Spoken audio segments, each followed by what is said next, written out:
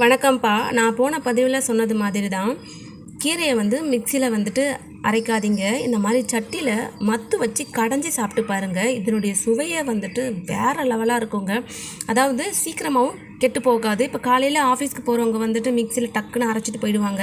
அது எப்படி ஆகுன்னு பார்த்தீங்கன்னா, நீங்கள் மதியம் பார்க்கும்போது அது மேலே ஒரு நுரையாக படிஞ்சு அதனுடைய சுவையே நம்மளுக்கு வித்தியாசமாக இருக்கும். இதே சட்டியில் கடைஞ்சி ஒரு சின்ன பாக்ஸில் நீங்கள் எடுத்துகிட்டு போனால் கூட அந்த கீரை சாயந்தரம் வரைக்கும் கூட நல்லாயிருக்கும். அதனுடைய சுவைத்தன்மை மாறவே மாறாதுங்க.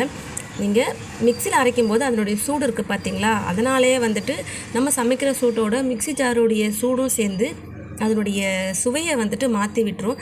சட்டியில் இந்த மாதிரி கரைஞ்சி சாப்பிட்டு பாருங்கள், செம்மையாக இருக்கும். பாருங்கள், சில பேர் மசியாத அப்படின்னு சொல்லுவாங்க. நீங்கள் சூடாக எடுத்து நீங்கள் அரைச்சிங்கன்னு வச்சுக்கோங்களேன், அப்போது டக்குன்னு நீங்கள் கடையும் போது நல்லா மசிஞ்சிரும். இந்த மாதிரி சூப்பராக இருக்குது பாருங்கள்.